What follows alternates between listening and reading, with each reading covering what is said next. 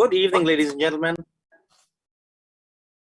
It gives me great pleasure to present today the National Webinar Research Series. And this is the second of the series of topics. And what we are going to be talking of today is the basic tools required for publishing in Cataract. And we have a stellar cast today with us. We have the founder chairman, Dr. Sahu.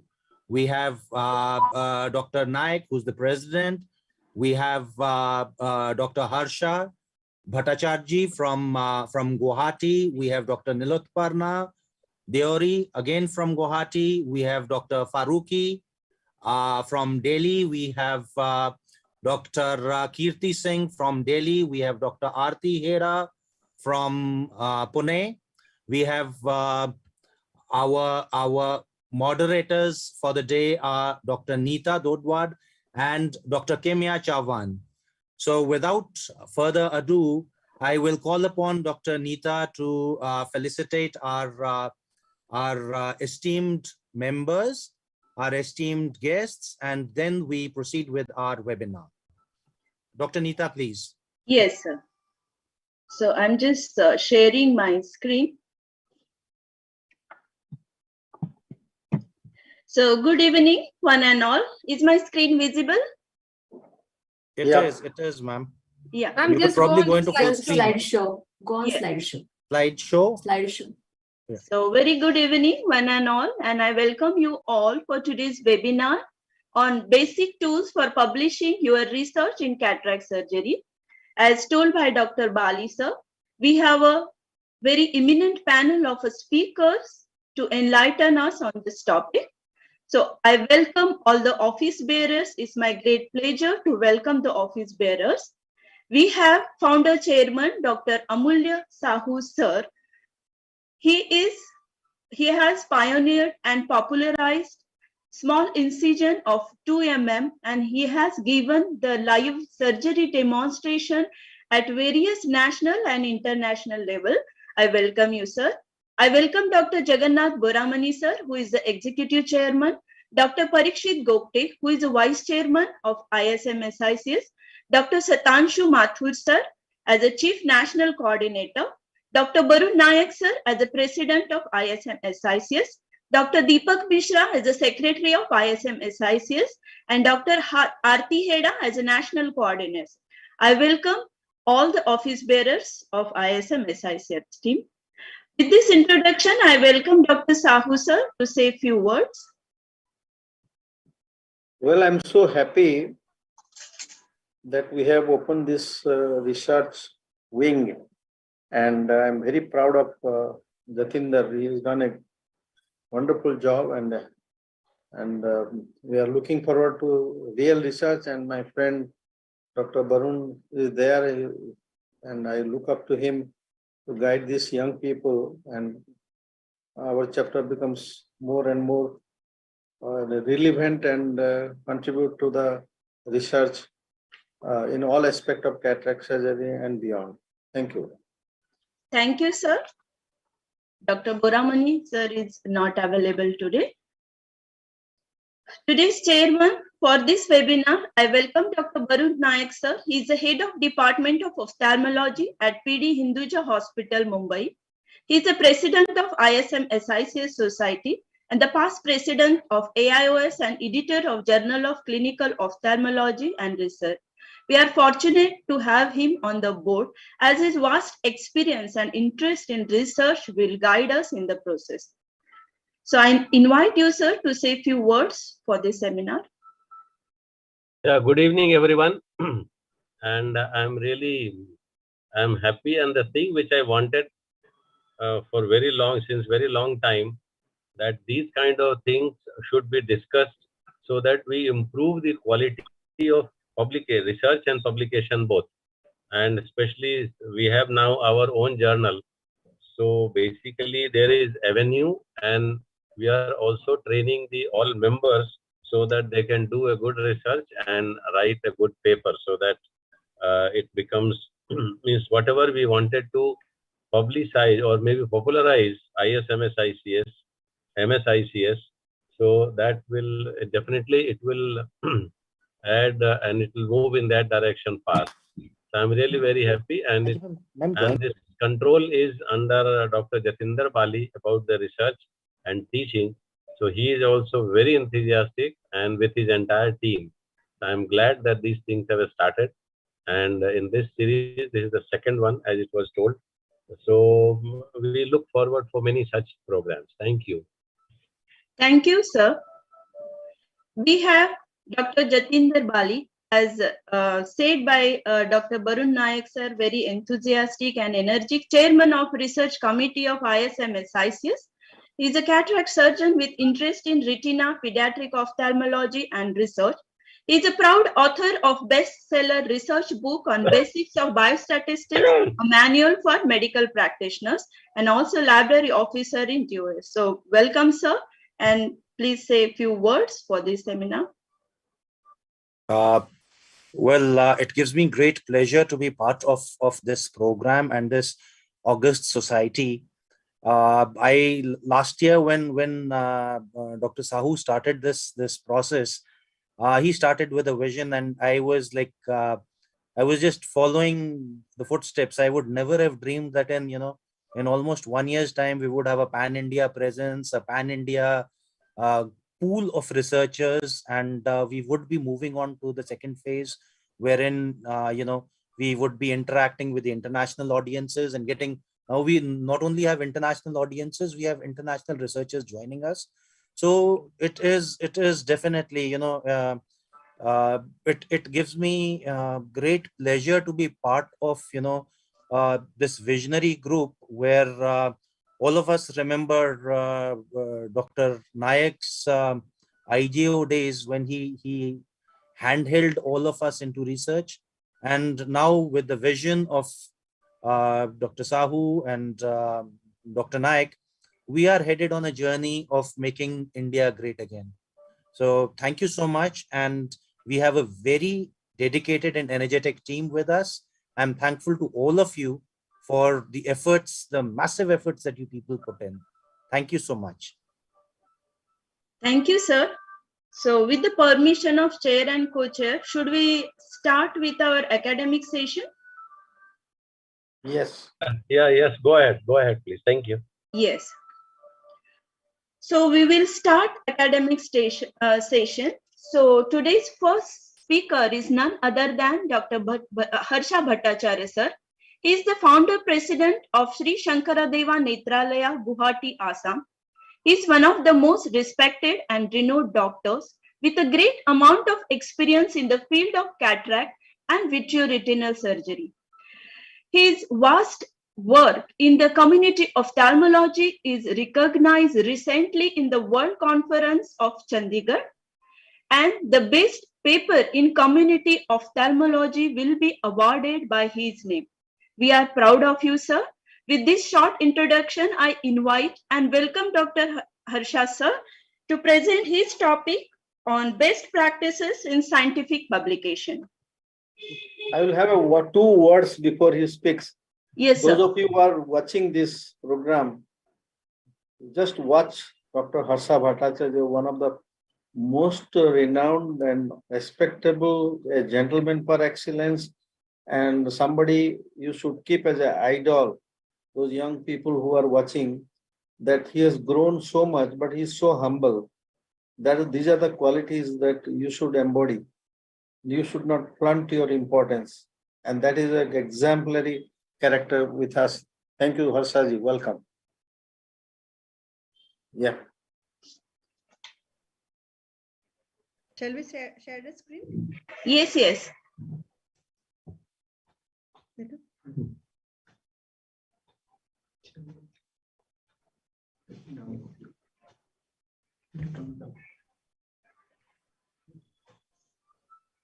Good evening to all. Thank you for a kind word, Dr. Sahu, and all the panelists present today and the audience who are here who will be listening our deliberation. To be a doctor, we require three qualities. One is the treatment to the patient. The second is the education, continuous education. And third, may not be a hardcore researcher, but some amount of research. With this three quality, the personal growth and its maintenance is not possible. So the young ophthalmologists who are present in today's meeting, I request them to consider my sentence which I said just now regarding the three qualities everybody should inculcate. Now, as the task given, I'll be speaking something on best practice in scientific publication. Now, it will be an overview, and I have compiled the different recommendations and instructions given by the different institutions and different authorities.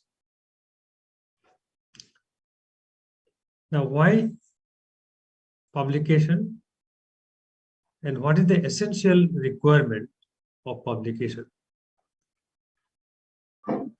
It is basically an ethical conduct. The publication should follow certain ethical conduct because publication is the most important means of communication. It is a scientific commodity. The publication is responsible for self and institutional development. It is also important for career, personal and financial issues and cytometry. If we do not follow the code of ethical conduct, may degrade the scientific value of the publication and even may cause harm to self as well as to the institution.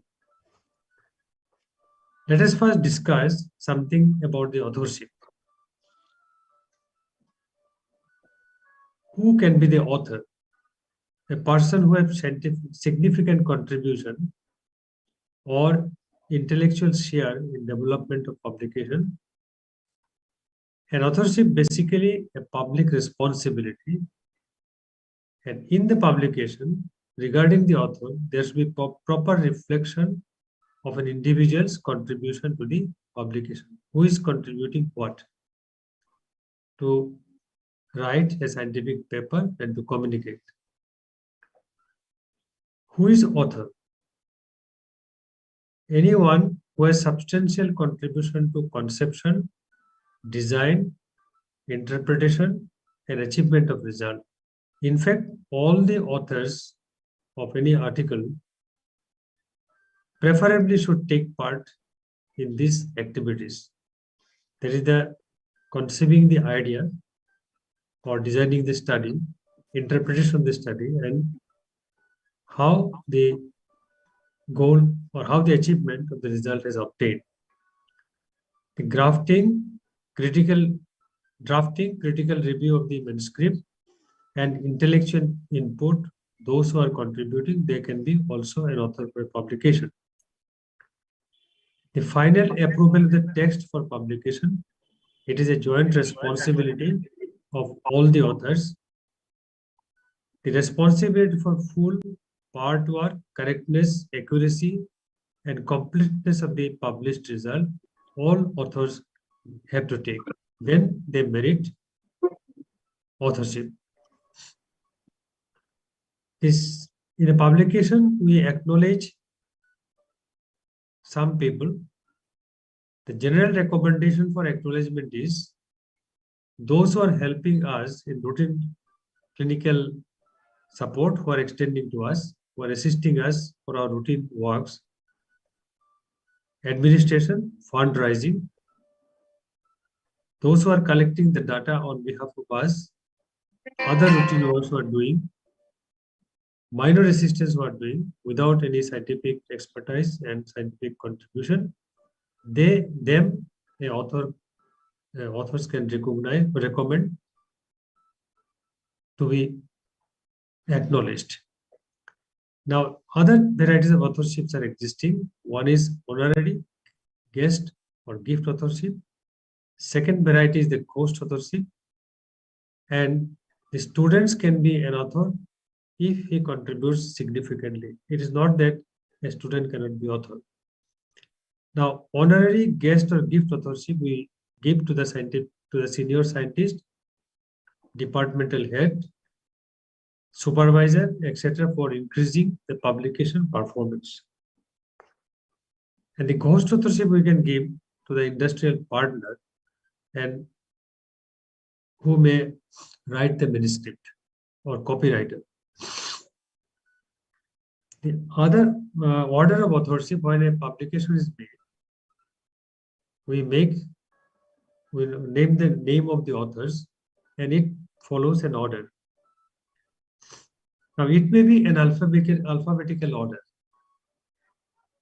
or the frequent practice guideline of listing is that contribution to the scholarly content and design of publication, who has contributed most, and the corresponding authors. These are three categories.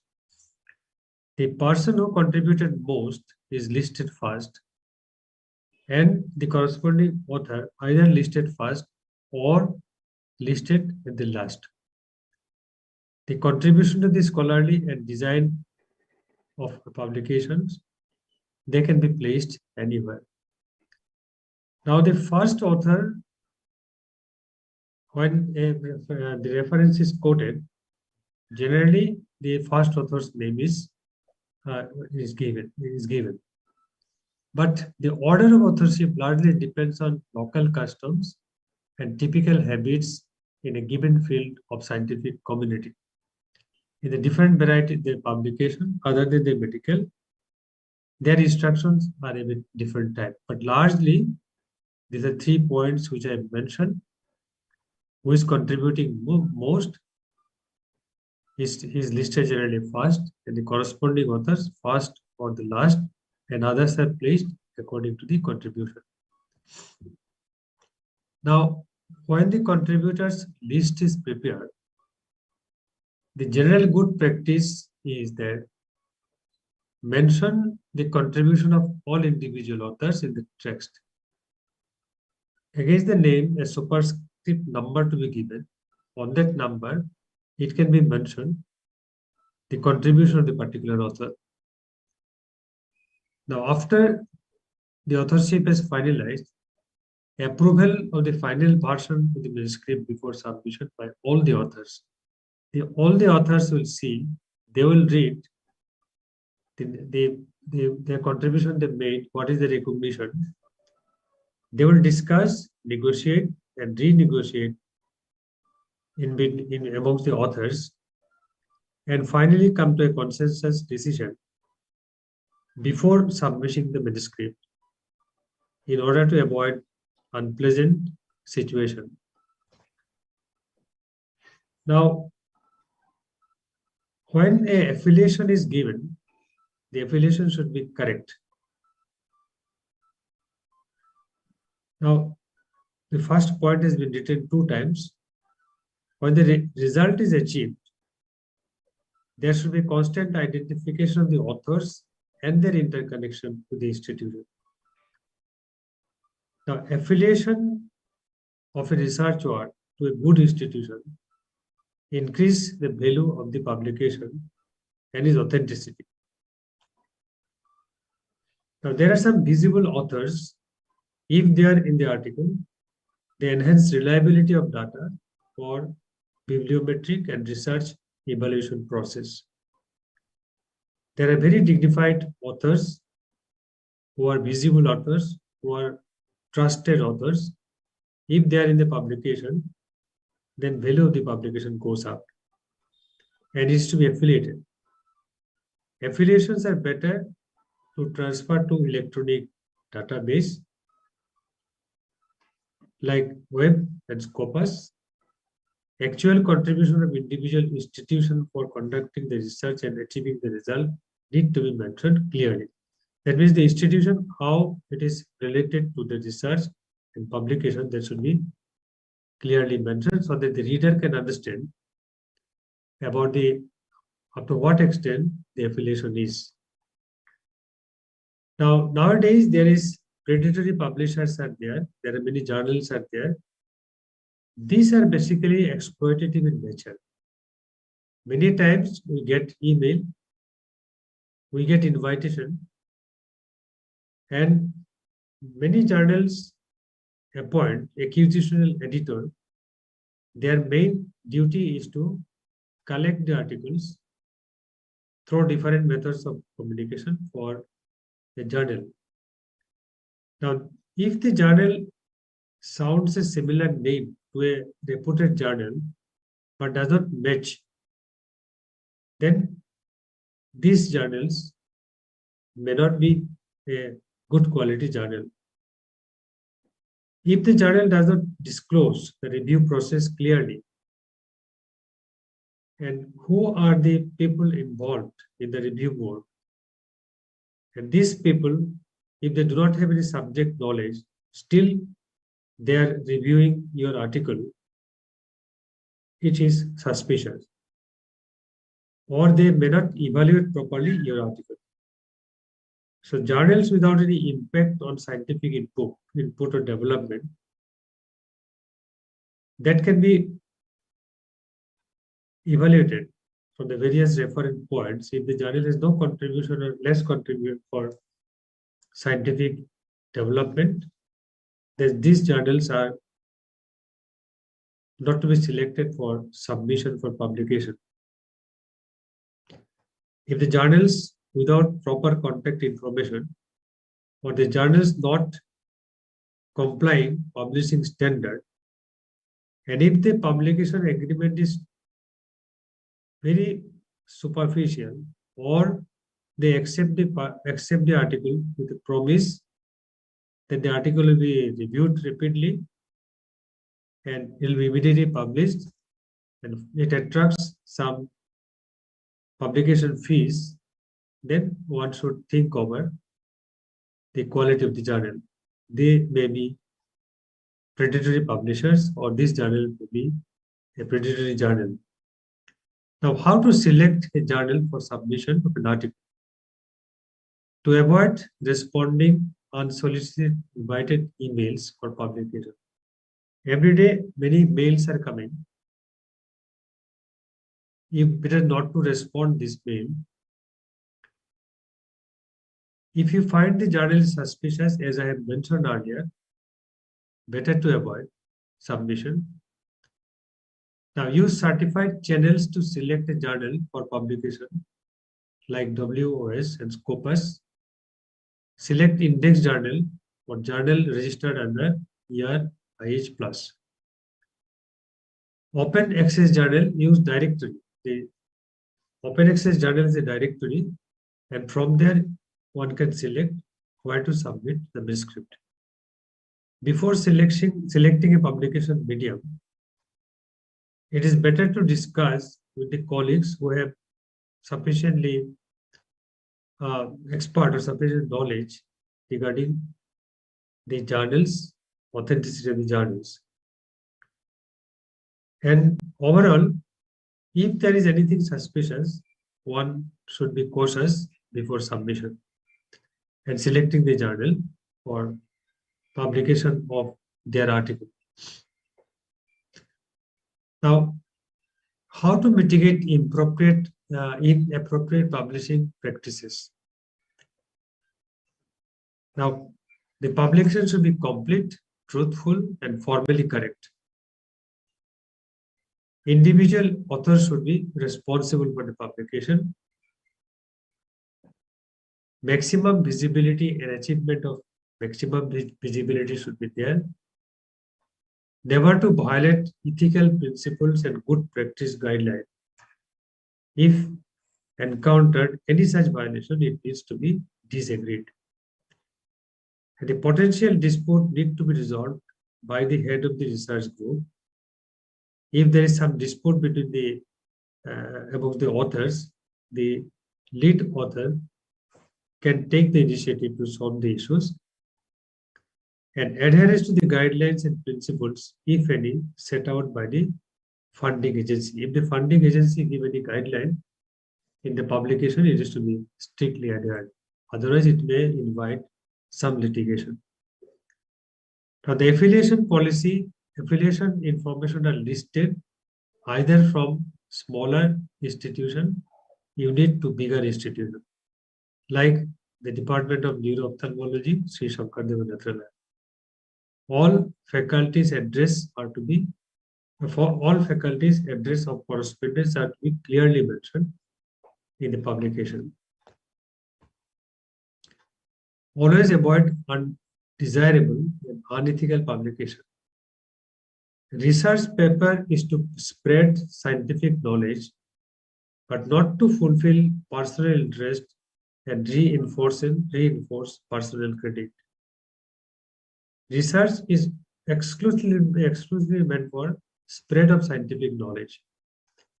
The gifting of authorship to anyone who does not qualify established best practice criteria are always to be avoided, as I have mentioned at the beginning of my deliberation. Plagiarism should be always avoided. It may attract some legal action. Any activity that hampers the credibility of the established scientific publication system or high quality review, it should not be done. Any pragmatic activities, including so-called salami slicing, the taking piece of ideas from different people, piece of writing from different people, and incorporating in some practice and some publication to submit in the journal. So salami slicing should not be done. The idea should be individual. The whatever said, whatever proved, it is not a research. The research is something unique, something new, or if there is any ambiguity of any result, or if there is no unanimity or unproven subject, so that subject to be approached and something new has to be spelled out by the researcher, and that is from individual experience, not from salami slicing. In conclusion, I like to say, in the diaries of Gaikom Casanova, there are references to IOL available. It was 200 years before Harold Ridley. Tadani, an Italian oculist, had the idea of using IOL made of glass. Casanova met Tadani during one of his period of incarceration. 1790, Casameta from Italy actually first tried intraocular lens implantation with a disastrous result. Tadani and Casameta lost as there is no systematic publication and documentation. So we have to decide either to publish or to perish. These are some of the reference, and I thank you all for your patience hearing. Thank you very much, sir, for such a informative and elaborative speech on best practices on scientific publication. You gave a very good importance of ethics, authorship, acknowledgement, and very important message to all young ophthalmologists that research paper is to spread the scientific knowledge and not to fulfill the personal criteria. Very important message and elaborative. Thank you very much, sir. So any comments by chair or co-chair? Parikshit Gopte, sir, welcome. Thank you. No, it's an excellent and a very comprehensive talk by Professor Harsha. A fantastic presentation, and I think this is the axis around which publication revolves, and it is likely to throw up a lot of questions. Maybe we should stay back and have all the discussions and the interactions at the end, because this is one topic I think which is going to be discussed very frequently. I think Dr. Naik, sir. So we are discussing now, or we will discuss at the end? So my suggestion would be, let us discuss at the end, because this is something which will carry on. Like, there are so many queries which are going to come up with this. My suggestion would be that, we have a largish interactive discussion at the end, sir. Okay, It's up to you, sir. Whatever you say, sir. No, because then people, what happens, they forget in between, because today's topic, I don't see there is any overlap. So Right, if sir. you want, we can discuss. We're But open fix to the time, discussion, say maybe for 5 minutes, 5 minutes or 7 minutes. Right, sir. So then we are open to discussion. I think we've all had our problems with authorship issues, and let us get the speakers in. And I think Dr. Kirti is one person who's really just sorted out a few of them at the Delhi Journal. Sir, Dr. Naik has sorted out quite a few. Yes, actually, authorship, we should not take it lightly. And if anyone who doesn't fulfill the criteria of that ICMJ, then it should not be put into this, because sometimes we are very happy that, okay, my name is there in the authorship, but they should not, they should always remember, should not forget that if they think that I am getting laurel because my names are there in the publication, but if there is some misconduct which is detected later, then they are equally responsible for that. So they have to own everything for that. Then only, but that is also not correct that they accept. If they have not contributed significantly, they should not accept that. That's why the term which was used, that was not used that it is to be given. That should be avoided. The gift authors, the guest authors, and the ghost authors. Ghost authors, anyway, that they write for money. Like usually the pharma companies publications, they're written by the ghost authors, because they are not the real researchers who have done the research. But the guest and gift authors, like head of department, if they have not contributed, he has got no right to be included in the authors list. This is what my view is, and in case many problems like situation we had sorted out when I was editor. So the other issue, I think, is the predatory journals also. I think, this Publish or Perish has actually introduced this culture of predatory journals. And to me, publication should be a celebration of your experience of the intangibles becoming tangibles. So, making it part of, your promotion process and everything has probably taken away a little bit of sheen that was there. Yes, this is of late, it has become very prevalent, because every alternate day you must be receiving a mail that this paper next issue is going to be published within a week. And how can any paper be reviewed and the quality paper can be published like this? And they forget that in that they don't mention that it's going to be for a piece. So basically, it is a method for earning money for some, but we fall prey to this because everyone wants to get some publication in their name so that they can get promotion. So one has to be cautious on this regard. I think anybody from any of the speakers, do we have any queries from the webinar side? Neeta ma'am, do we have any queries from the webinar side? No, there are none. No, sir. There are none. Nobody. None Okay, so then if something comes at the end, then we can take over that. But right now, then we can move to the next. Right, sir. I have one point to say. Yes, sir. I would say publication is very important. The C.V. Raman has written an article, 51 lines. Suppose if you had not published, you would not have got the Nobel Prize, 51 lines. So any journal publication should follow that principle, something original and something very much conclusive and written very, very well. So in that sense, if nobody publishes or if someone doesn't publish, then if you have done really something, you will not be documented in the history. So in that sense, I want to request all the young people, you do something concrete, something new, something innovative, publish it, document it. Absolutely, sir. Very well presented, sir. Actually, you've it opened is, up a Pandora's box there. and it is unethical if you have done a research, and if it is something which is really good and don't publish, then it is unethical on part of the researchers that they don't publish.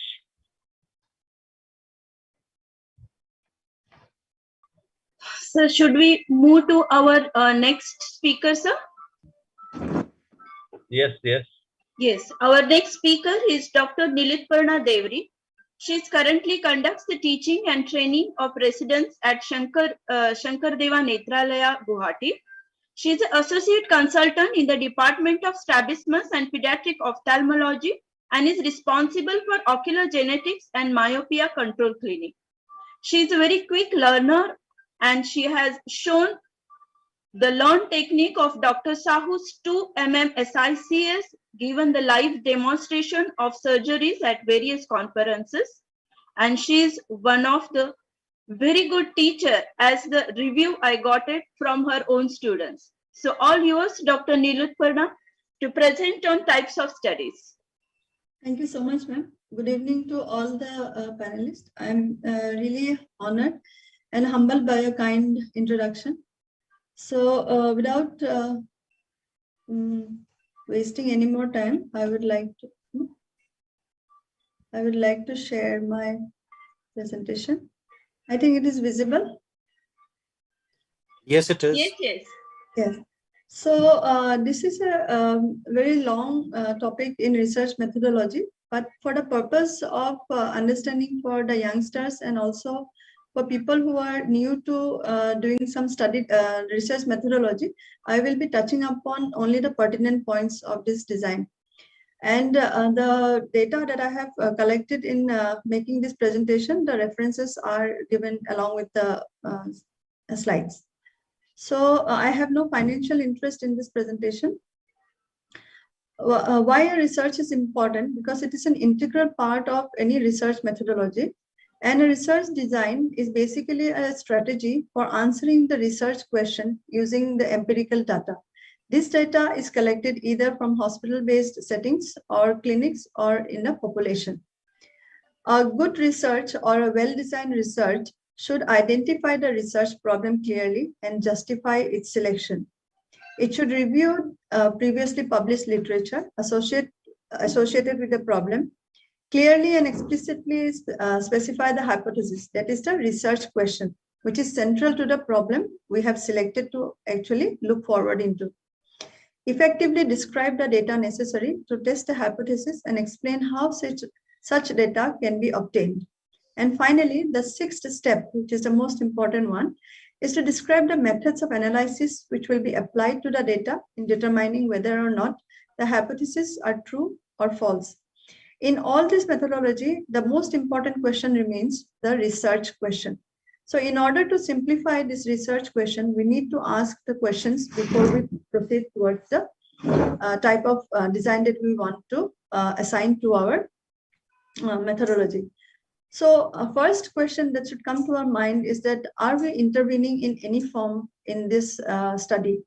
If the answer is an yes, then it is an experimental study. That is, we are going to experiment with some drug, or maybe most commonly it is a drug, and or maybe some other intervention.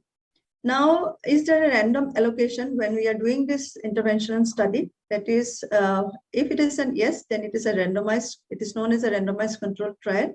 And if the answer is no, then it is a non-randomized controlled trial.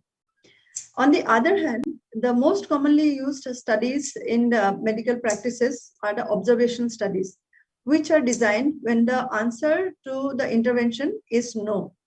So if there is no intervention, this observation study compares or may not compare some groups in the study. So if there is a comparative group, then it is an analytical type. That is, we are comparing between two groups. But if there is no comparison between the two groups, then it is a descriptive form of study. That is, we are only describing the observation that we have made. In the analytical study, we need to understand that any study cannot be analyzed in any form that we want to. It should have a direction. The direction may be from the exposure to the outcome. That is, if the participants are exposed to some influence, then what will be the outcome of the participants? It may go backwards and go in a retrospective way, or it can be performed at the same time. Based on this, a cohort study studies about the exposure, about the outcome of the exposure. A case control study goes from outcome backwards towards the exposure of the participants, and a cross-section study is actually a snapshot of the exposure and outcome at the same time. So now we go into the details. Now, first and foremost, I would like to explain about only the experimental study, the RCT of the experimental study. Now, random allocation is a term that we have used, which signifies a technique that chooses individual for a study entirely by chance, with no regards to the will of the researcher. So, in order to, there should be some variables while we are trying to do some RCTs, randomized controlled trials. Here, two important variables are the independent and the dependent variable. In a randomized controlled trial, we need to be able to vary our independent variable precisely to measure our dependent variable. And in doing so, we should be able to control the confounding variables.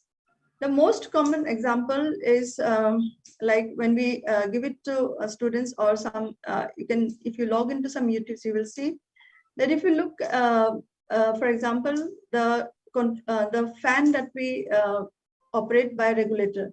So the independent variable will be the increase or decrease in the power of the regulator. And the dependent variable will be how the fan rotates when we increase or decrease the power. So the independent variable should be able to vary and measure precisely the dependent variable of the study. A random allocation is helpful in this kind of studies so that you reduce your selection bias, the allocation bias, and also if you blind the participants and the caregivers, it also reduces the performance bias. So this is the best choice for answering questions about the cause and the effect. And this is possible only if the study is practically and ethically possible in the population. So now coming to the observation study, these are said to have low strength. They're flexible, low reliability, and follows the Heisenberg uncertainty principle. This means that the presence of the researcher himself may influence the study outcome. So when we'll go into the analytical and descriptive ones, so first let me describe about the analytical types. Now the descriptive design. The descriptive design tells us that the subject is observed in a completely natural environment and takes into account the data collection in a detailed analysis in the form of surveys, maybe in the form of questionnaires or interviews. This is also known as a statistical research because it describes the data and characteristics of the population or the phenomena that has been studied. So what is the problem with this study? It does not answer certain pertinent questions like how, when, and why the characteristic has happened in the population. It is only an observation, so the results cannot be replicated in general at the population level. And it cannot be used to create a causal relationship when one variable affects the other. Now coming to the analytical type of study, the most common example that we have seen throughout each classes or throughout the decades is the cohort study, where they talk about the exposure of cigarette smoking to the outcome of lung cancer. So the amount of exposure will depend, will show us how the outcome, that is the effect, happens in the lung. These types of study are prospective, they are longitudinal, and also known as forward-looking studies. However, when we go back in time and we already know the outcome of certain diseases, and we try to look at the exposure that has happened in the past in the population that we are studying, be it in the cases or the controls, then it is known as a retrospective form of study and has got very low strength. In the cross-section study, we have already said that this is a snapshot type of a study and gives us a prevalence or about the idea about the prevalence of the disease. So now in details. A cohort design is, what is a cohort design? It is a group of people who share a common characteristic or experience within a defined period. This is important here, that the period that we are going to study, the people or the characteristic is defined. That is, it is in a particular period of time. So it permits the measurement of differences or change in variable from one period to another and can help in calculating incidence risk. I had gone through various articles in the search, and one of the articles that I found where they studied a cohort was the prospective cohort study in Japan. Since it is a cataract related webinar, so I thought that this is one study that we can look into, where they have taken into consideration a cohort design for studying the cataract surgery. Now, in cases where what these studies do not tell us is that there is, in cases where there is a comparative analysis of two cohorts, that is, two samples are there, a researcher cannot control for all the other factors that might differ from the two groups. That is, the confounding variables cannot be like, it is difficult to control the confounding variables. Because the longer duration increases the chance that a key variable change during the course of study, it may potentially impact the validity of the findings. So therefore, I had mentioned before that when the study was taking place in a particular period of time, what happens is that if the duration increases, the chance of changes in the key variables happens and it hampers the outcome of the study. Because of lack of randomization, its external validity is lower than any other design. Now coming to case control study, this study compares two groups, that is the cases who are having the condition or the disease, and the controls who do not have the condition or the disease. So sampling is done from the source population and can calculate only the ratio of incident rates or risk. It is convenient for studying many exposures. But what these studies do not tell us is that there is no randomization. So internal validity of the study is little less. And this type of study does not prove any causal relationship between the risk factors and index, and only calculates the odds of having the disease. There is the factor called the recall bias, which is difficult to control in this type of studies. Now coming to the cross-sectional types, the cross-sectional types actually identifies groups identified for study are purposely selected based upon existing differences in the sample rather than seeking the random sampling. They can estimate the prevalence of an acute or chronic disease in a population. There was one study which actually took into account the vitamin status of the patients in whom the cataract they had studied. So the problem with this kind of studies is that it cannot establish the cause and effect relationship. And since exposure and disease status are measured at the same point in time, it may not be possible to distinguish whether the exposure preceded or actually followed the disease. So in short, or in summary, the differences between an experimental and a descriptive type of study is that the plus point of having a descriptive type of study is that it is accessible, it is easy to do it, and it allows the researcher to describe the subject without influencing it. And in experimental, it is a robust study having more control over the confounding variables and can establish the cause effect. But the only problem with the descriptive type, why they have less clinical evidence, is that there is no control over the confounding variables and cannot establish the cause effect. Now, there are certain other study designs which we come across very commonly. Out of this, I will be describing three. One is the case report or the case series, which we commonly see in publications. Case series are detailed descriptions of specific and rare cases derived from the practice of one or more healthcare professionals or healthcare setting. They actually add strength to what we already know through a previous research. But the problem with this is that they cannot be representative or typical of the larger population being studied. And there is also a researcher bias while interpreting the findings. And if the criteria for selecting a case is because it represents a very unusual or a unique phenomena, then the interpretation of findings can be applied only and only to the particular case. The most robust and having the highest clinical evidence is the meta-analysis. It is a method of systematically combining pertinent, qualitative, and quantitative study data from several selected studies to develop a single conclusion that has got a greater statistical power. It analyzes any single study due to increased number of subjects, greater diversity among the subjects, or accumulated effects and results.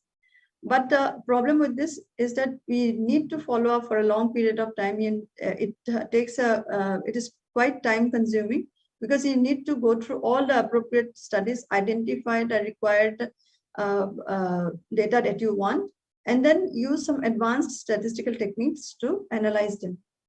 In respect to the cataract surgery, we have seen another study where Shentu et al. Had compared the coaxial microincision cataract surgery versus the standardized coaxial small incision cataract surgery by a meta-analysis method of the randomized controlled trial, and had published in the PLOS One Journal of 2016. Systematic review has almost the same clinical evidence as that of a meta-analysis, and it is a critical assessment and evaluation of all research studies that addresses the particular clinical issue, as I had discussed earlier, and also typically includes a description of the findings of the collection of the research studies. It also uses a quantitative pooling of the data. I will not go into details of how the hypothesis is made and the research question, which will be taken up by Kirti Madam later on, and how to use the sample size, which will be again covered by my next speakers. So in conclusion, the quality of evidence increases as we critically analyze or appraise the topics that we are studying. So systematic reviews or meta-analysis are the ones which are highest in the pyramid of hierarchy. They have filtered information from all the different studies. However, observation studies like cohort, case control, or cross-sectional or case reports are also not bad. They, though they have a lower quality of evidence, they can be used as the first tool in publishing research. So in conclusion, the steps that one needs to follow is that the aims and approach should be very clearly mentioned, and you should be able to answer the questions that comes with your research question, the type of design that you choose to perform on your study, identify the population from where you are going to collect the data, and sample the methods and the sampling methods. Data collection, in what form are you going to take? Is it an observation, or in the experimental form, or in a case control, or maybe a cohort, or is it a quantitative or a qualitative data? And finally, analyze the data using the proper technique. So clinical research training provides a greater understanding of research evidence, which is critical for all the professional development in healthcare, for all the people who are actually working towards research methodology. Thank you for your patient hearing, and I conclude with that. Thank you, Dr. Nilutparna, for a very excellent, detailed overview of different types of studies, case studies, and its advantages and disadvantages. So, can we have a discussion, Chairman? I think a very fantastic, sir, after you. No, you go ahead, you sum it up. I thought when she said the chairman, that Dr. Saku was to speak. Fantastic presentation, Dr. Nilutparna. Very, very succinct, very lucid. 2 or 3 take-home messages that emerge from this presentation. First thing, of course, is that it is your research question which is going to decide your research design. It's a very common fallacy that we think that one type of study is inferior to the other, but that's not true. Actually, there are 2 mathematical laws: the law of large numbers and the central limiting theorem, which come into play when we have a large number of studies which are available to us, and that is what we use in meta-analysis, and that gives us very robust results. So any research question which is answered with a robust scientific technique, and anything where the data, you see, where the techniques are comparable, is what is going to go a long way in answering a question in the long term. And then, of course, is the difference between the systematic review and meta-analysis. Basically, the only difference between those two is that one is more of a narrative review, that is a systematic review is more of a narrative review, where you have more qualitative data, where you have more studies which are not comparable with each other. On the other hand, if the studies are following an identical design or following a same thought process, then it is possible for you to look at the means and the standard deviations as a continuum and create a complete data point analysis for it. Right. Dr. For Gogate this wants to. meta-analysis, we can actually pool in all the data, like when we had done the meta-analysis of PACO versus SICS with the Des semi-large analysis. So from in each of those randomized control trials, the 11 studies which were having a head-to-head comparison between PACO and SICS, in each arm the data was pooled for PACO, the data was pooled for SICS, and then you again put the statistics on it. In I think Sir, we've lost Dr. Gogate. No, he's there. He's back. Many journals now, very reputed journals like BLOS1 or the BMJ, nowadays they don't just ask for the results. They will also ask for the raw data. Like when the RAP studies have been done, the rapid assessment of avoidable blindness, there is actually a data bank which will have the data for all the rapid assessments of avoidable blindness that have been done globally. And there are, I think, almost 150 of them. So say 5 years or 10 years later, someone can actually go into that data and mine new information about it. So yeah, there In is fact, so much. the iris is there, the FRB is there. These are nationalized and internationalized repositories. The iris, I think, started off somewhere in 2014, and what it did was it looked at different retina patients receiving different anti-VEGFs, and it pooled the data from one country. FRB does it from multiple continents, and the results which came out from real world data were really surprisingly different from what was coming out of those papers being discussed in the individual conferences. And each study in its own is of course important, even if it's a small case Exactly. I think the take home message should be, whatever you are doing is good for scientific discovery. You should do it ethically, you should do it scientifically, and you should not fabricate. And whatever you have done, you should publish. I think that should be the take home message. Thank you. Thank you so much. Any more comments, or should we move to other next speech of the day? I think we've taken a lot of time. Yes, Dr. Kimeya, my co-moderator, please take over. Okay, thank you, Dr. Nita. And our next speaker is Dr. Faruqi. Yes, sir. Good evening, ma'am. Yes, you are there, right? Okay. So it's my pleasure to introduce Dr. Faruqi. He is actually working as senior consultant in the Upadhyay Hospital, Delhi. He is in DNB teaching for last 20 years as academic in charge. He is the examiner of DNB and his evaluator. He has chief interest and publications and presentations in cataract surgery, biometry, SIA, toric IOS, and is currently working on 4 SI-related thesis topics for publications. So without any delay, we can just start. And his topic is methods of analyzing SIA, that is surgically induced astigmatism. Over to you, sir. Thank you, Dr. Kimeya.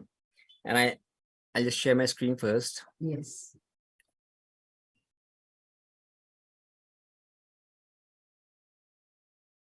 I thank all the research committee members and my seniors and colleagues, especially Dr. Yatin Bali, for giving me an opportunity to be part of the research-related discussion. Now, SIA is an extremely relevant to any cataract and refractive surgery. So I'll be presenting the methods of analyzing the surgically induced astigmatism. Now, cataract surgery is increasingly developing into refractive surgery. The cylindrical power change is the most pronounced effect of cataract surgery. The analysis of SIA is as important as the technical part of any procedure. The astigmatism is a vector characterized by magnitude and directions. Now, it is impossible to segregate these values and yet maintain meaningful entities. The problem does not appear in analysis of a single patient, but the difficulties emerge in statistical analysis of aggregate data. The mathematical difficulties led to publication of a number of more simple methods, and these methods are still used in scientific publications. Now, often using unprecise terms as magnitude, not considering axes, they produce systematic errors or inconsistent results, inducing errors in scientific conclusion and clinical decision-making. Now, astigmatic surface has the greatest dioptric power in one meridian and least dioptric power in perpendicular meridian, whereas cylindrical lenses have zero dioptric power in one meridian and maximal or minimal dioptric power in perpendicular meridian. So it's very important and relevant to know the difference between the axis and meridian. The axis is the meridian with zero dioptric power. The power notation for meridian is at, and the axis as x. The gravimetric data are always in power at, that is the meridian notation.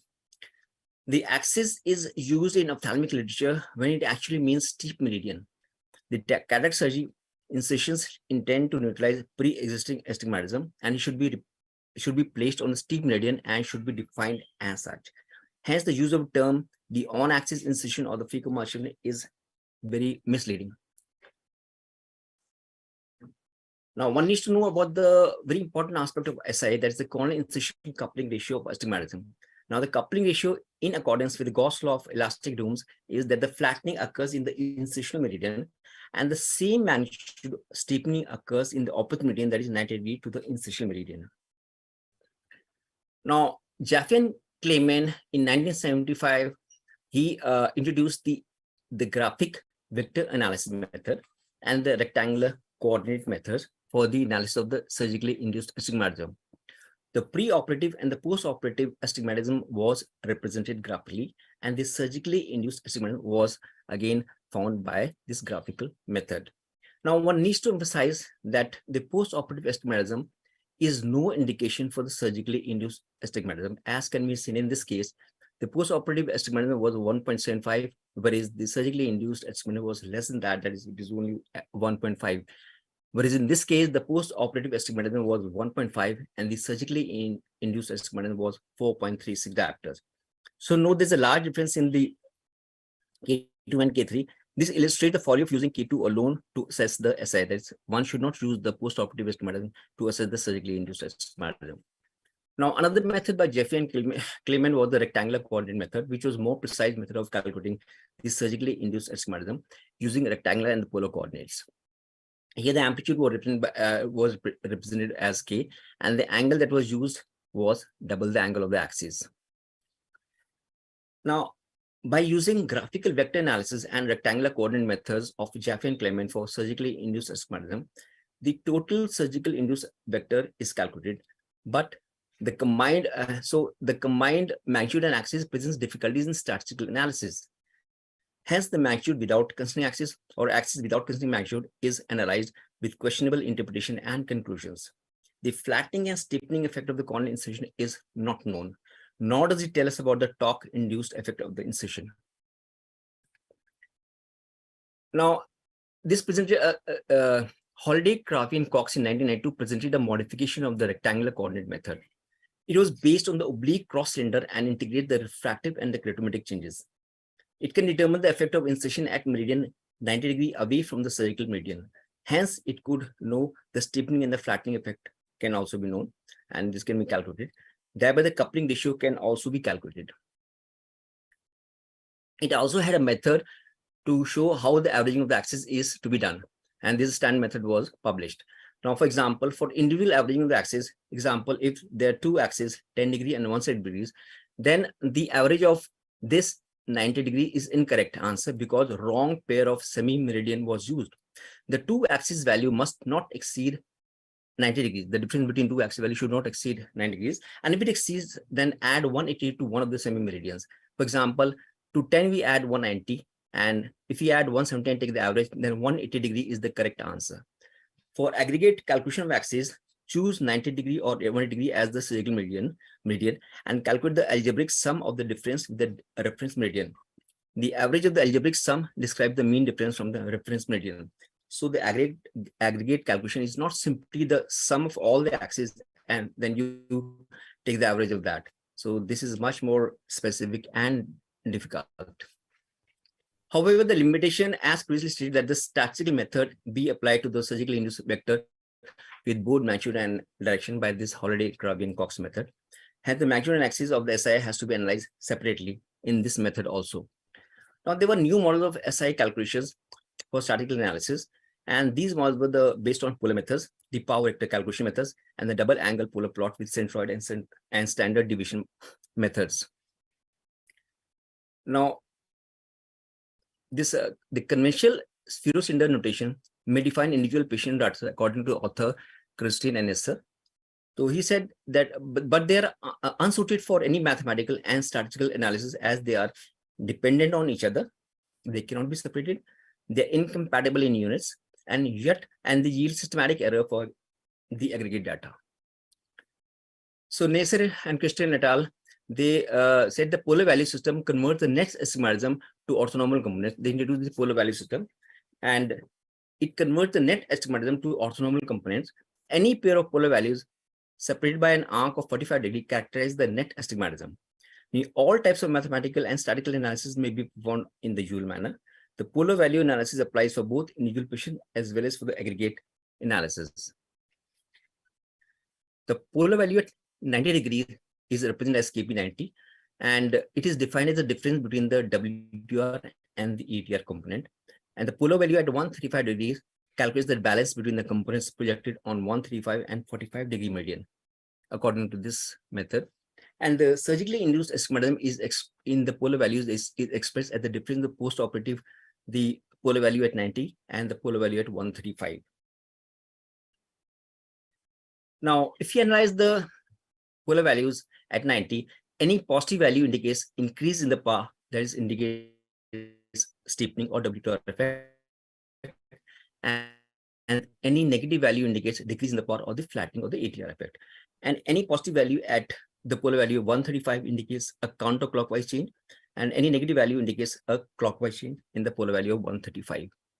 Any single set of polar values and the result of any compilation of polar values can be reconverted to the spherocylindrical notation in the end, but the analysis has to be done in the polar values individually. Now, in the analysis of average data for specific surgical procedure involving a patient, n number of patients, most studies simply consider astigmatism magnitude and axis, as I've already mentioned. The astigmatism magnitude not considering axis, and the astigmatic axis not considering the magnitude. By simply dividing the sum of individual values of magnitude or axis by n number of patients is incorrect method of analysis. This needs to be emphasized. So the correct method is compile all the polar values at 90 and 135, and then perform the summation and reconvert to the conventional notation for the proper surgically induced astigmatism. Magnitude not considering axis is the average absolute change in any direction. It is an expression of variation in the surgery, and it does not indicate steepening, flattening, or rotational change to the cornea, as emphasized by the author. The term axis not considering magnitude is rarely meaningful. Now, the question, Nathan question said that the average SIA is a specific cylinder with both magnitude and direction, and no indication of standard deviation, the confidence interval, etc. is possible using currently available mathematical models. However, using the polar values, it is possible to display results as mean values, the standard deviations, the confidence intervals, etc. Now, the two paired polar values may be subjected to statistical analysis separately, yield information over the surgically induced flattening and torque. However, simultaneous description of two polar values, surgically induced flattening and torque, is only possible with bivariate statistics.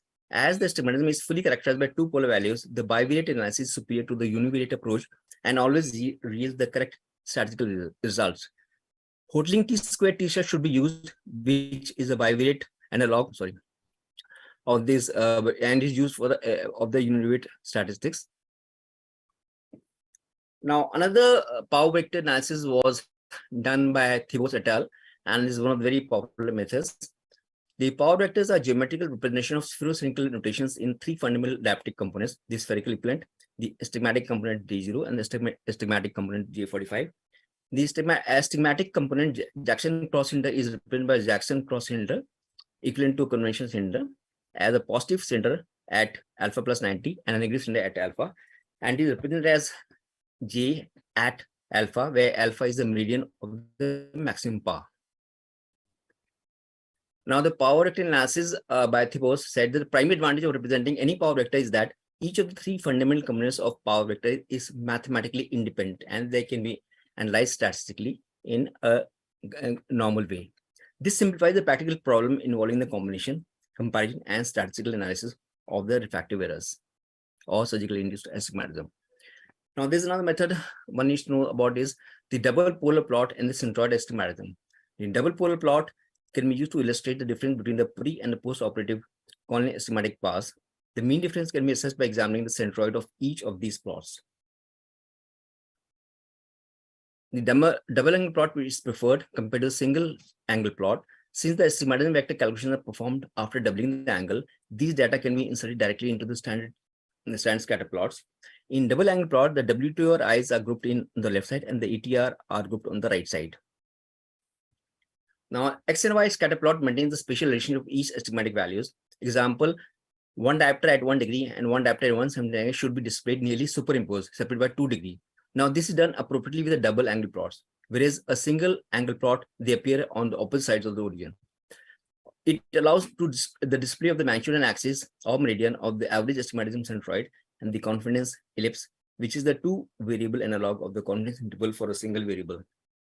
Now, as the data are grouped, so this can be filtered by the statistical analysis and data sets.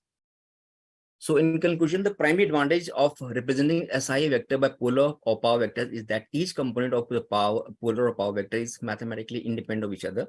The mathematical concept of orthogonality rationalizes the independence, simplified practical problems involving the combinations, comparisons, and the statistical analysis of the surgically induced astigmatism. Thank you. Thank you so much, Dr. Farooqi. That was very interesting and useful information shared by you. Anyone has any questions or we have discussed something, then we can just have discussion. I think very fantastic presentation by Dr. Farooqi.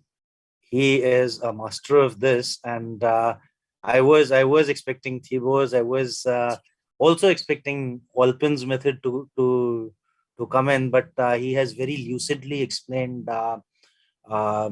two aspects of it. One is how we represent it clinically and how it can be analyzed pre and post for an individual patient, and how do we analyze it for a group. So in more recent times, what we are looking at is the centroids and of course bivariate analysis, because of the computers doing it almost automatically. They've become more easily available to the researchers now, and but still there are issues which remain when we are actually tackling with surgically induced astigmatism. And the real purpose of bringing this up for discussion was that going forwards, we really need to look at one or the other methods for descriptive analysis. And I thought this was the best forum on which to discuss it on. And it is basically right now it is just sensitization. We are just discussing the need for having a standardized methodology. So I think that Dr. was Bali, actually, I purposely did not include the Alpines method. That was I know. I wanted to simplify. I had included a lot of other things. Very complicated. I wanted to really simplify as far as possible for at least basically to convey the message to exactly, all. Sir. That Sir, is not all that simple. That was the main purpose. No. You've actually made it so lucid and so interesting that and you've actually put up the correct questions. You see how to analyze it statistically, how to analyze it mathematically, and how to analyze it clinically. So there are these three aspects, and nobody could have done it better than you. Thanks so you're the best person for this. But that's okay. But I appreciate your the concern regarding Alpines. But I purposely left it out. It was No, by choice. I thought you were I could understand that. Yeah. I could understand that you left it out purposely, and that's why I brought it out purposely. Yeah, thank you so much. Dr. Nayak, Dr. Sahu sir, Dr. Kirti ma'am. Can I ask few questions? Yeah, sure. Dr. Boramani, welcome, sir. Yeah. Yes, sir. Yeah. Yes, sir. First of all, let me apologize for joining very late. I have got 2-3 questions for Dr. Farooqi. Yes, sir. Because I have done a lot of analysis of my cases on surgical-induced astigmatism. First of all, let me ask you, because I know only 2 free softwares, Dr. Warren Hills and Dr. Saurav Sauni's. Yes, Dr. sir. Saurav Sauni software and Dr. Warren Hills software. Any other free software is available for calculating the SIA? So no software is available except for these 2, but they are the basic ones. They're the basic ones. Just I mentioned the Jaffe and the Clemens, the vector analysis method. Okay. So they're both vector analysis methods, sir. Yeah. They're the very basic ones. They are not considered nowadays at all. What is considered is the power vectors or the polar values of the necessary and crystalline or the alpine methods. Okay. These the Rosani's and the Hills. It's I mean it's only basic vector analysis. So can you guide us how to use these methods then? See, these methods, I told you, they basically tell you the schematism which has both the magnitude and the direction. But we need to separate this thing. We cannot use the statistical method for a combined vector where there is both magnitude and the direction present. So for this, the polar values were developed by the Nisser and so many Thibos. The power vector by Thibos is one of the classic ways. It's very commonly used practically in all the studies. And the Nisser is also used. Alpine is used less oftenly, but especially the Thibos power vectors is very commonly used practically in all. Okay. So till we separate the magnitude and the axes, we cannot use the statistical method. And even the summation, the averaging of the magnitude that we do and the averaging of the axis, there is a method to it. It's not simply that we add and take an average. It's not done. I wanted to emphasize, I've not given an example because of the time limitation. I would have loved to give the details also. I've tried to simplify as less as possible so that at least the subject gets conveyed to people. Yeah. That was the main purpose. I got different. While on the subject, while on the subject, see the problem as defined for you is much simpler because you are marking your incision on the steep axis. Yeah. So the vector analysis, the vector graphic, which is going to be induced by, if your steep axis is at say 20 degrees to your incision, or if your steep axis is at 40 degrees to your incision, that is going to induce an extra vector to it. Correct. Right. In your case, it is a very simple analysis of flattening versus steepening, and Bali, that may still not be all that simple because incision may not still be centered in the exact steepening of this thing. No, sir. Will be still different. I mark and center the incision exactly in the center, but still the end result might be different because that's why the problem is the centroid will still go all over the place. The calculation of the centroid.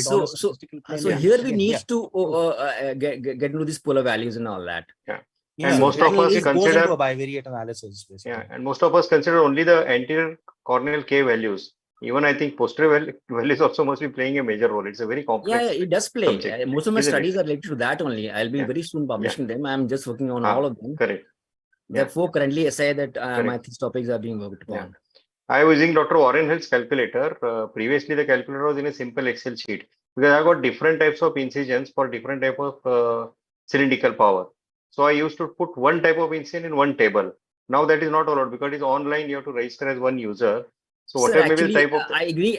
We've been using that. I mean, in fact, everybody is using, but that is very simple. Actually, you can put in the Excel sheet, and I have my own Excel sheet for all these power vectors and polar values.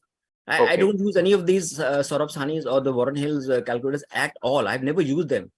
It's simple. Good. You can feed in the matter, the concept in the Excel sheet, and you can calculate them very nicely.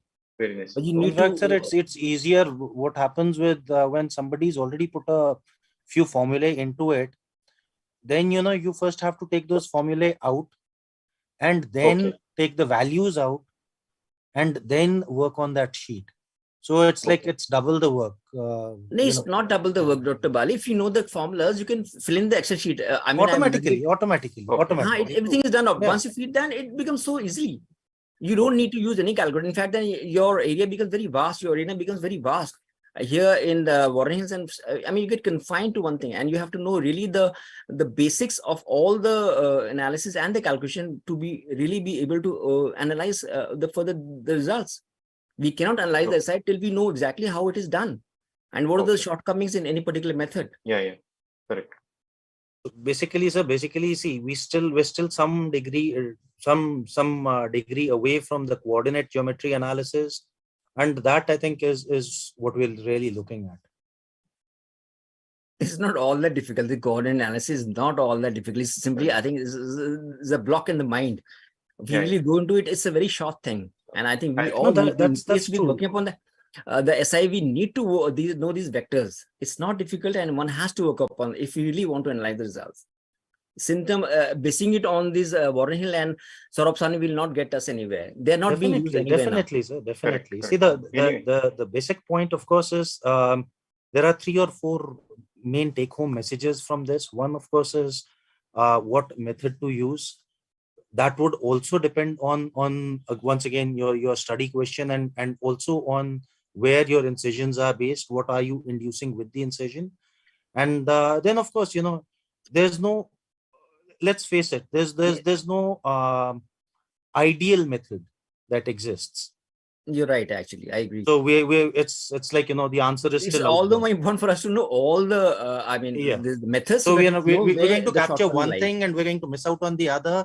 And when we capture a lot of things, then we're not able to compare this with that. So that's there's a trade-off between comparisons being possible and being true to the data. So if I may just give my point of view. Yeah, this is primarily a cataract surgery discussion, but I'm also a glaucoma surgeon, and trabeculectomy has a very different ballgame altogether. As you just rightly said, the posterior corneal astigmatism, when you remove the sclerostomy, it is the sinking of the posterior area which is more important.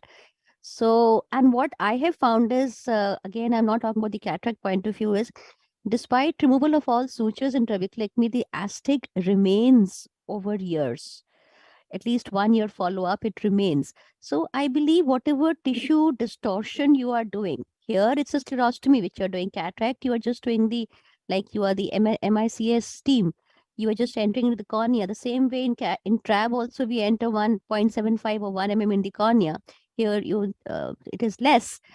But I'm finding that the tissue distortion which we do, which in our era of my era, it'll be the ICC era, we used to have much more. That remains for a longer time. It's just not the vector analysis or the polar attributes. It is a tissue distortion. What is your take on that? Which remains for a long time. I mean, I don't know. It's not related to, I mean, any astigmatism that occurs is related to the distortion of the cornea. The moment you give incision to the cornea, there is bound to be some astigmatism, either less or more, depending on so many factors, the incision, the site, and so many factors that come into play.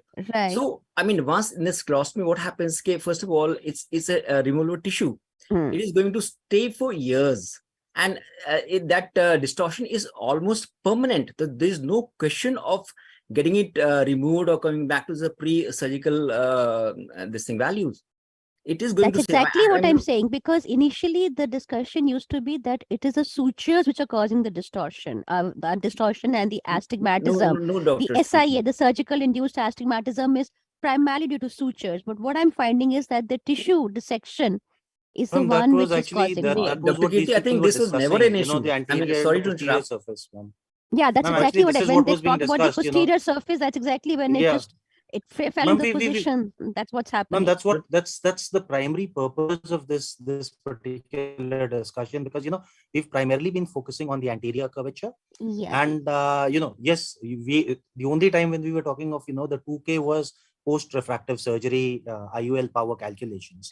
But the truth is that there are 2 refractive surfaces, and we need to actually be looking at both of them.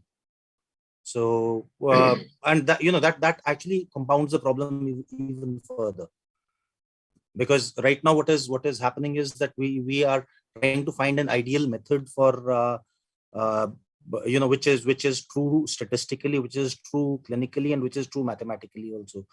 So, when you add the posterior surface and the anterior surface, problem becomes even more complex. But yes, we have techniques which are available. So it is possible now. I think you're right, Dr. Bali. You're absolutely right. I think, sir, with the Dr. Nayak, sir, with your permission, could we move to the next speaker? I think we are way behind schedule. Yes. We have 3 more speakers. Let's move ahead now. And it's my privilege to introduce such a dynamic personality, Dr. Kirti Singh. And I started writing on a slide, but it is impossible to write her achievements in single slide. So I'm going to just talk. Okay, she has done her graduation from the prestigious RP Center, AIMS, Delhi. She is recently now Professor and Director, Guru Nanak Eye Hospital, Delhi. She's a faculty, Maulana Azad Medical College since 1997. And she has done a fellowship in glaucoma in Wilkes Eye Hospital, USA. She has an international fellowship in medical education. She has innumerable awards to her credit. And she has published and authored 3 textbooks in contact lens and glaucoma. She has delivered more than 100 lectures in local, state, and international.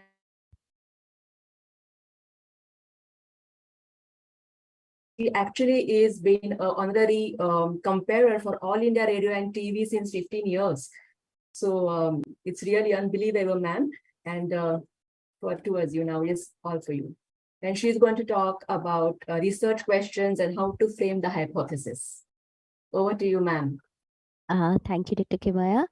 Just a small correction. I am not a graduate from AIMS. I'm a graduate from Lady Harding Medical College. I'm a postgraduate from RP Center. Postgraduate, yes, ma'am. Yeah, thank you.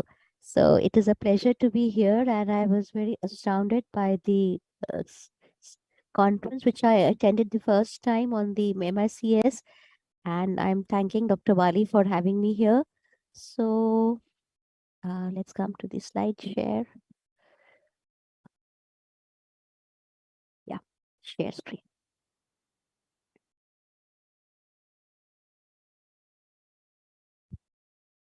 Is my screen visible?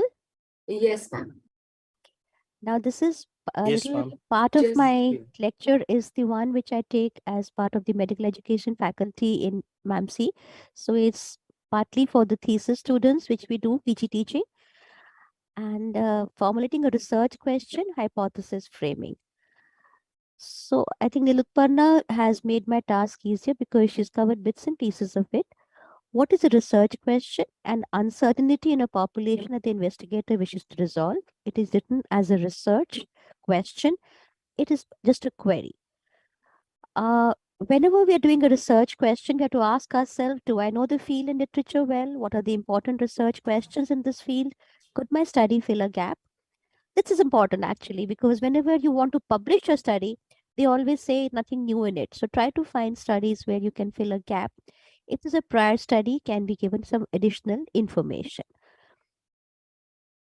One of the important things is that the research idea should be in sync with the current mood, the right question at the right time.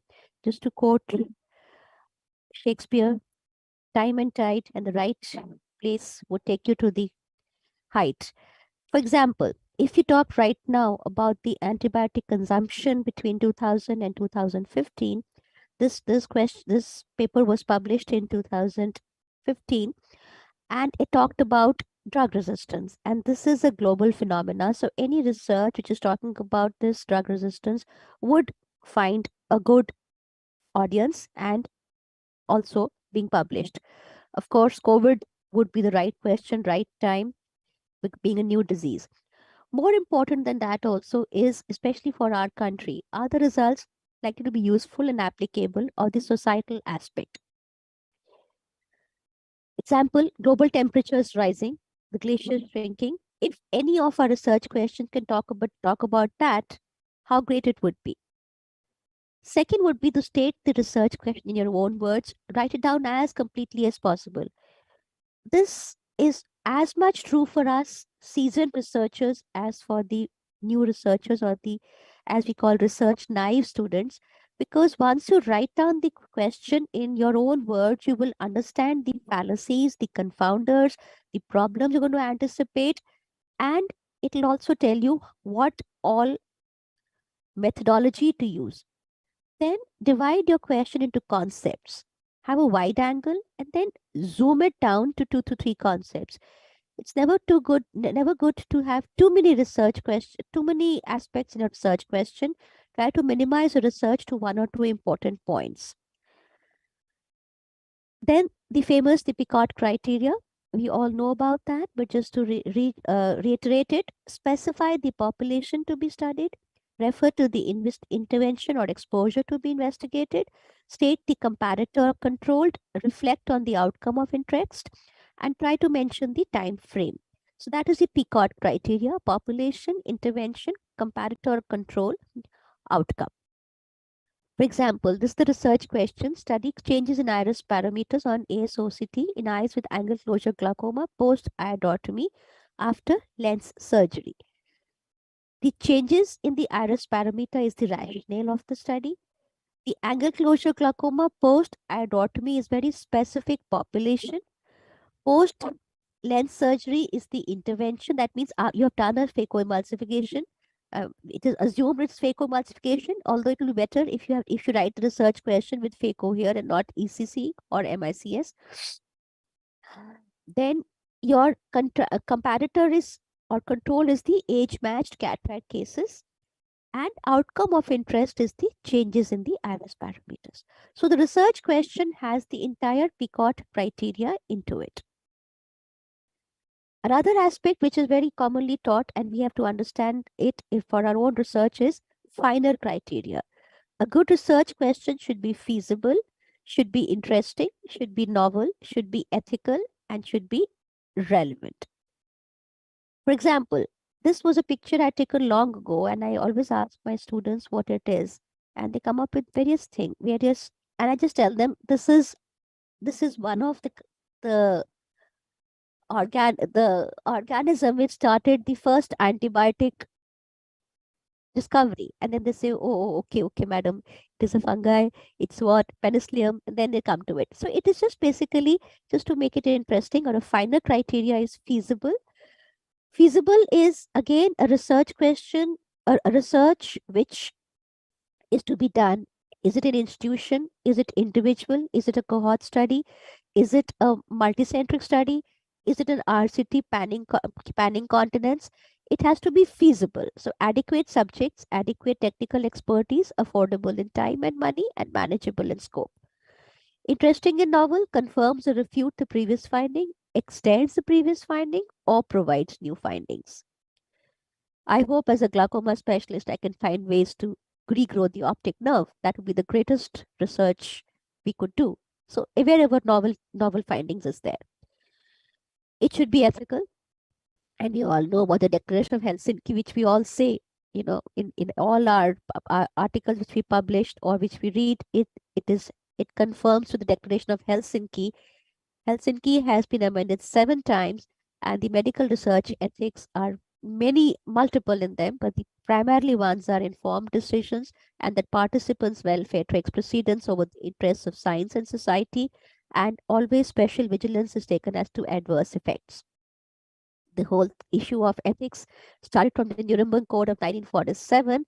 It's too long drawn thing to discuss, but ethics is primarily, without ethical approval, no journal will look at your research paper. So for all our students, it's mandatory, and I'm sure it's everywhere there. And Bali has been trying for the last 2 years to get an ethical committee in for the DOS. Sorry. Maybe for this thesis, the Comprehensive Cataract Society, you can have an ethical committee where all the research questions can be put. So just to make it interesting, like ethics always doesn't mean that you have a malintent. Like Edward Jenner in 1976, he inoculated James Phipps. He was an 8-year-old boy, son of his gardener, from pus of cowpox blisters of a milkmaid who had cowpox, because he really believed that, and this belief was substantiated later on, that these cowpox maids who do not get smallpox, so if I can give these cowpox to somebody, he will become immune to smallpox. This child had fever and uneasiness, but no full-blown infection. He then injected the same child with various materials, and this child developed no disease. He continued his research. The Royal Society unfortunately did not publish his research. First paper had 23 cases, including this 11-month, including his own 11-month-old son, Robert. So if you can just see this, this would be totally unethical now. First of all, son of his gardener, okay, you've taken economically poorer section and then inoculated them, there'll be hue and cry. But he believed in it because he inoculated his own child. So research, ethical, non-ethics has to be followed. But sometimes when we go overboard with ethical questions, how it is, you have to just question the intent of the person. So a good research question should be relevant to the study, like smoking contributes to coronary vascular accidents, or smoking contributes to refractive errors. For those of us who were Perry-Mason favorites, objection, Your Honor, irrelevant, incompetent, and immaterial. So smoking contributes to refractive error should be immaterial. A good research question should be finer. Then research question, as told by Lilith Parna, determines the study design. For example, if you have to discuss the incidence of low birth weight, it will be a survey. Risk factors for cerebral palsy, it would be a case-controlled design or a cohort study. Effect of methylprednisolone in preventing recurrence of optic neuritis, clinical trial, which was done in the ONTT trial. So this has been again discussed. So your research question actually will determine the study design. So it is very important to frame the research question, as I said, in your own words as far as possible, keeping the Picard criteria and the finer criteria. Now, what's the problems you anticipate? It is too broad. Specify lesser variables, narrow the questions. Not enough subjects, expand the inclusion criteria, modify the exclusion criteria, add other sources, or lengthen the study time. Methods beyond the scale of investigator, collaborate, learn skills. Too expensive, fewer subjects, fewer measurements, less expensive in measurements, and fewer follow-ups. Not interesting, not novel, consult with mentor or peers, modify research question. One of my most favorite people, because of his, not of his sculptures, but because how he painted the Sistine Chapel was amazing. The greatest danger for most of us is not that our aim is too high and we miss it, but that it is too low and we reach it. So aim high, but aim rationally. As I said, uncertain ethical suitability, you have to consult the review board and modify the research questions, because otherwise you'll cut a very sorry figure if your ethics is not met. Second rung of research is transforming that research question into an operational analog. Transformation is the second rung of research. It is usually expressed as an outcome. Predictive outcome is the potential relationship between two variables based on existing or subject knowledge. The variables may be independent or dependent, whose relationship is being questioned and then put to scientific testing. First of all, formulate a null hypothesis. What is null hypothesis? Let's say I'm trying to say this technique is better than the previous accepted protocol. What I'm saying is this technique would not be better, like a non-inferiority. So that is a null hypothesis. Then formulate the alternate hypothesis. Then choose the appropriate test, compute the test statistic, compare it with the theoretical value, and get the statistical significance. So this again is the statistician's jobs, but then you have to tell the statistician, some of us are good statisticians, some of us are not. I am not a good statistician. So I tend to tell this to my statistician that null hypothesis this, and what is the mean, what is the aspects, and then you have to find a similar study.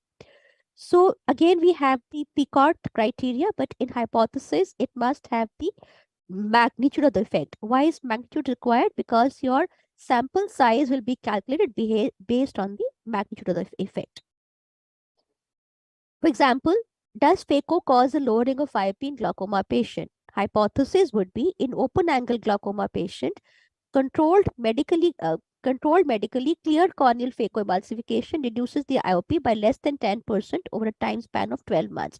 So this question, this vague question has been made into a proper hypothesis with the magnitude and the time frame. So the Picard criteria with the magnitude has been specified. Just few things which I share with my residents. It may not be worth it, but it just give you fun laughs. Anybody wants to talk about this, there's always some people say good and some people evil. So whenever we start a research, if for the penicillin discovery, if Alexander Fleming had not kept that plate, he would have discarded it as that's an evil plate. We would not be here. Most of us would have died in the Second World War. Not literally, our ancestors would have died. So try to keep your idea open. Whatever the research shows up, it may be good for you, it may be evil for you, depending on what the null hypothesis was. But keep your mind open. Do not have preconceived notions. Document diligently. This was the older clip where you have this seat belts mandatory for the car drivers, and this is what they came up with. So our students are very, very smart. So I always show them document diligently. Have your support systems in place. If you don't have statistics, you have Bali in place. If you don't have the study design in, you have the Lilith in place. Try to find the resource materials. A very interesting analogy is that baby elephants, when they are young, they do not yet know how to use their trunks to drink water. So never try to jump in for too many things immediately. Things happen with time. Your trunk will grow. Ours did too. That's what I tell them. Although I believe inside me that my trunk didn't grow, but a very interesting picture which I took long ago. How did this tree survive in this rock? I don't know, but it did. So have realistic expectations and the transformation journey would start. Thank you. That was a great presentation, Dr. Kirti, as expected. Any questions, or we are open for discussion? Thank you. A perfect presentation. It's like fantastic to hear you, and like I was coming up with that, the question should decide the type of study. I think that also starts that also gets answered, and a very lovely thing that ma'am, why can't it be good evil instead of being good or evil? Why can't it be just good evil? Good has to be good has to be with evil, otherwise you'll not appreciate good. Contrast always. You can't have white without black. You have to have black to have white. Ma'am, it could be just evil which is good also. It's all evil relative. Can be good. Things are all relative. Things always are relative, which is Dr. less Bali, evil. Yes. Our patients always say, "Meetha meetha dard hota hai." And ma'am introduced a fantastic the fantastic concept of pico m, the magnitude, and we have Dr. Aarti ready with this topic, and she's already we've lost one laptop to this topic actually. So I think we will carry on with the discussions at the end, I think. Okay. Yes. So we'll come to our last talk. Now I'm introducing Dr. Aarti Hera. She is consultant anti-segment surgeon in Pune. She's a national international coordinator or ISMSICS. She's associate editor of Global Journal of Cataract Surgery and Research in Ophthalmology. And she runs a webinar titled Surfing the Anti-Segment. And she had worked as a consultant in Africa for 4 years, handling all the anti-segment surgeries. Over to you, Aarti. And she's going to talk about sample size estimation. Thank you so much, ma'am.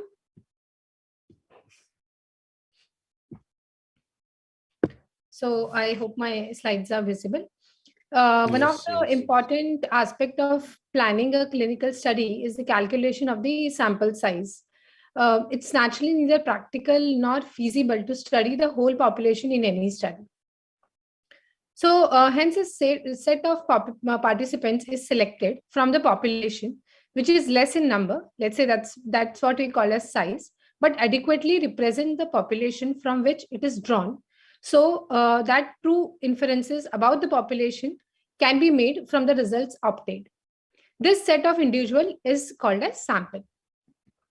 So in a statistical context, the population is defined as the complete set of people. Let's say, for example, Indians. The target population is a subset of the individuals with specific clinical and demographic characteristics in whom you want to study your interventions. For example, males between the age of 45 and 60 with blood pressure between 140 systolic and 90 diastolic.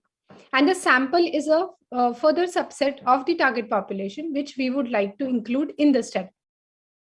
Thus, a sample is a portion, piece, or segment that is representative of a whole. So, for every individual in the chosen population should have an equal chance to be included in the sample. Ideally, choice of one participant should not affect the chance of another selection.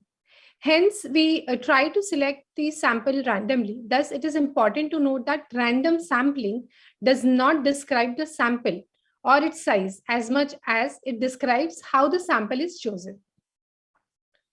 If we include very few subjects in a study, the results cannot be generalized to the population as this sample will not represent the size of the target population. Further, the study may not be able to detect the difference between the test groups, making the study unethical. On the other hand, if we study more subjects than required, we put more individuals to the risk of the interventions, also making the study unethical and waste precious resources, including the researcher's time. So generally, the sample size for any study depends on various factors like acceptable level of significance, power of the study, expected effect size, underlying event rate in the population, standard deviation in the population. Some more factors that can be considered while calculating the sample size include expected dropout rate and unequal allocation ratio and the objective and design of the study. So let's see these points one by one. Level of significance.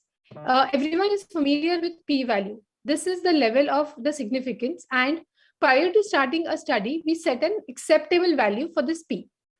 When we say, for example, we will accept p-value of less than 0.05 as significant, we mean that we are ready to accept that the probability that the result is observed due to chance and not due to our intervention is just 5%.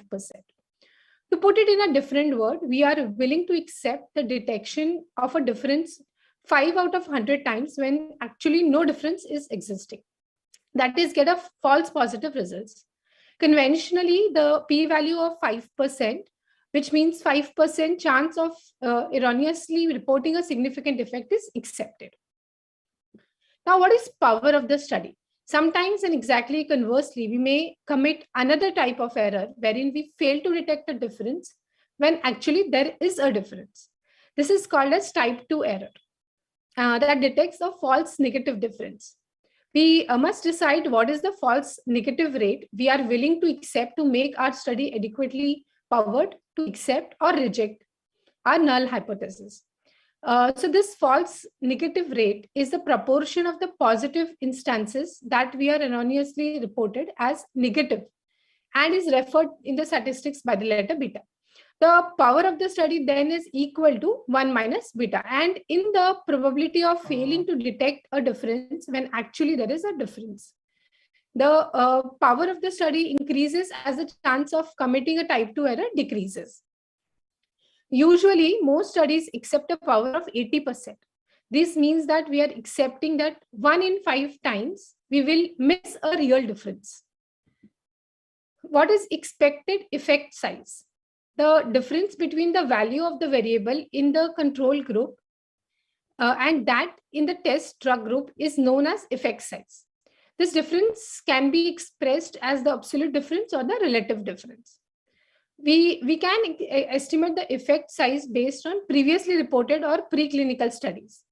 It is important to note that if the effect size is larger between the study groups, then the sample size required for the study is less. And if the effect size between the study group is small, the sample size required is large. So let's say if the average weight loss following one diet program is 20 kg and following another one is 10 kg. So the absolute effect size would be 10 kgs. It is important to note that if the effect size is large between the study groups, then the sample size required for the study is less. And if the effect size is between the study group is small, then the sample size required will be large. So the underlying event rate of the condition under study, which is we call as prevalence rate in the population, is extremely important while calculating any sample size. So let's see this important point, standard deviation. Standard deviation is the measure of dispersion or variability in the data while calculating the sample size. And investigator needs to anticipate the variation in the measures that are being studied. Now, it is easy to understand why we would require a smaller sample size if the population is more homogeneous and therefore has a smaller variance or standard deviation.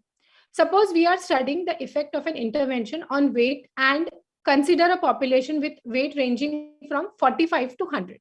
Naturally, the standard deviation in this group will be great. And we would need a larger sample size to detect a difference between the intervention. Else the difference between the two groups would be masked by the inherent difference between them because of the variance. Now, if on the other hand, we were to take the sample from a population with weight between 80 to 100 kgs, we would naturally get a tighter and more homogeneous group, thus reducing the standard deviation and therefore the sample size. Now, there are several methods used to calculate the sample size depending on the type of the data or the study design. In various situations of testing a hypothesis, these formulae can be used. For estimating a population parameter, these formulas can be used. Now, there are several methods which can be used, and we'll see some examples of that. So suppose that the endothelial cell loss were to be studied between children aged 0 to 5 and 6 to 10 years after a cataract surgery. The clinician wishes to detect a difference greater than 1,000 cells between the groups. From known sources, it is reported that the variation, which is the standard deviation in the endothelial cell loss in the older children, is around 1,500 cells. So the study design is an independent group study where the measurement variable is continuous. The effect size of the treatment is 1,000 cells and the standard deviation is 1,500 cells. So fixing the level of significance as 5%, the power of the study is 80%. The sample size in each group will be calculated according to the formula from the table as 35. Let's see another example. In a similar study, if the researcher wanted to also know the chance in the change in the endothelial cell count after a cataract surgery among the children aged 0 to 10 years, then the endothelial cell will be counted before and after the operation. So it is reported that for adults, there could be drop of 500 cells after a cataract surgery. So the standard deviation will be around 700 cells. Here the study design becomes matched and the measurement variable is continuous. So the mean difference the researcher is looking for is 500 cells and the standard deviation is 700 cells. So fixing the level of significance as 5%, the power of the study as 80% again, the sample size will be calculated using the formula as 15. So we can take few more examples like this, but it's very important for you to understand how to calculate the sample size and what is the importance of the sample size. Thank you so much.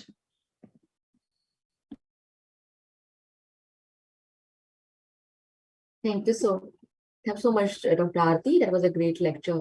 Anyone has any comments or any discussion?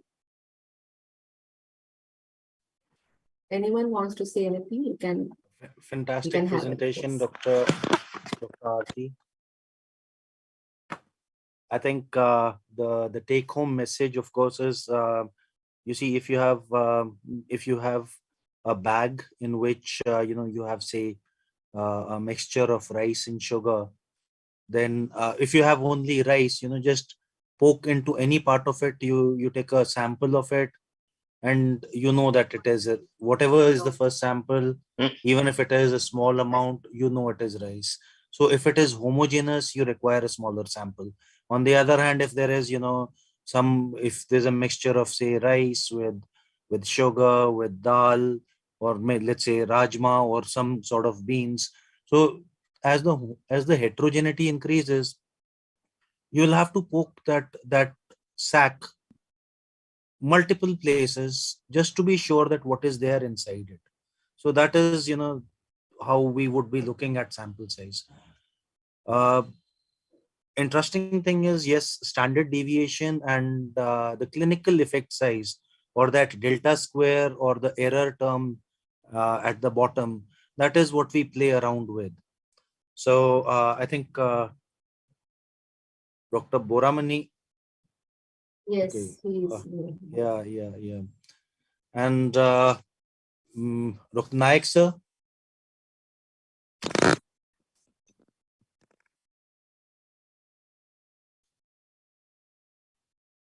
yes, sir is there.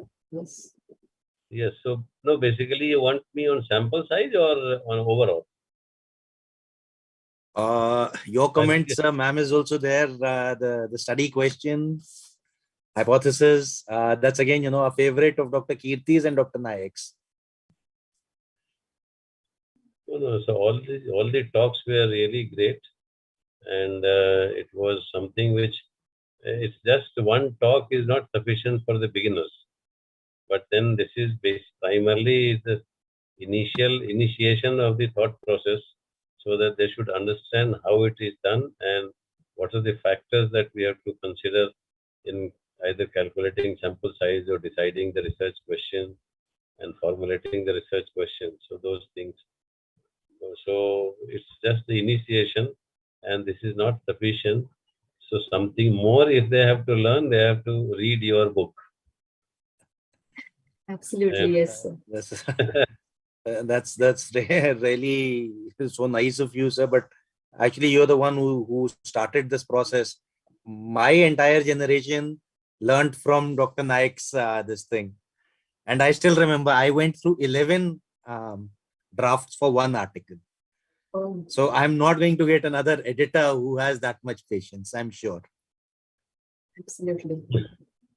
So if there is no question, then actually we have come to the end of our webinar. And I just want to thank all of you to take out the time on this busy Monday evening and be a part of such one of its kind webinar. So thank you so much, please everyone. allow me to thank Dr. Kemia and Dr. Neeta. You've been fantastic. Sir, thank you so much to give us the opportunity. It's our pleasure, sir. It's our pleasure. And thank you so much, everyone. It was so much fun having you on board. And, we had all these complicated topics. And I was just thinking that, we would go way overboard. And, we've again finished on time. I was, I was afraid that, we would overshoot the time again. Yeah, Dr. Nayak, we are pretty in time, sir. Yes, Dr. Nayak. A little bit extended. Yeah, we can thank our all Nayak sir ke comments, esteemed speakers. Comments. Thank you so much, sir. Thank you for chairing this this meet and taking out time for us. We've been troubling you a lot, but we'll continue troubling you, sir. Then always welcome, and it was a good program that you formulated, and we expect many more in this series because this is what is all required. And one thing what I just today I realized that in this you should have one session, because since we are dealing with ISMSICS and we want more publication in ISMSICS. So, and in that astigmatism is a very important factor in that, means it's in comparison. So probably you have to have one more session which is focused only on SIA and related topics. Yes. So actually that is what we are headed for.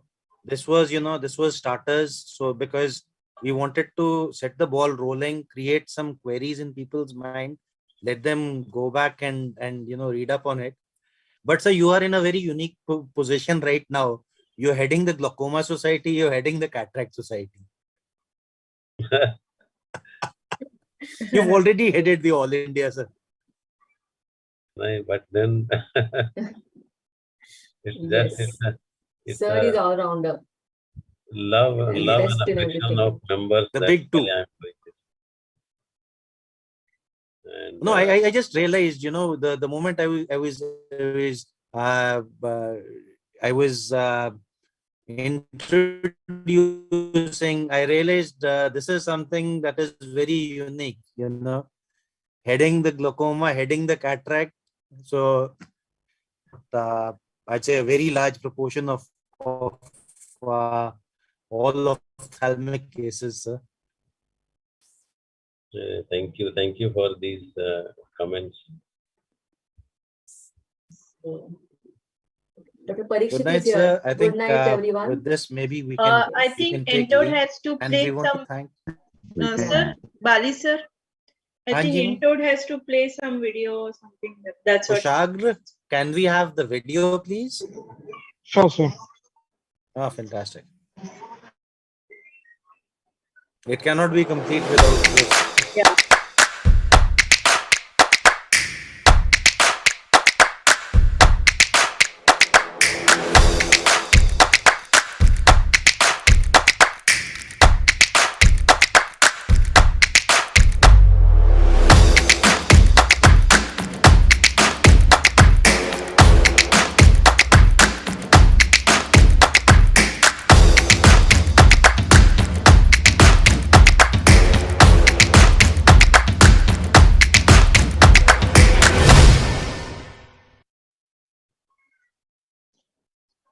Thanks, Kushagra.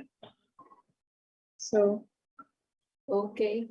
okay, Thank we'll you so conclude much. the meeting. Thank you, everyone. Thank you, everyone. Good night. Good night. Thank you. Good night. Good Thank night. you. Thank you. Good night, everyone. Good night. Good night, Dr. Aarti, Dr. Farooqi. Good night. Good night to all. Good night.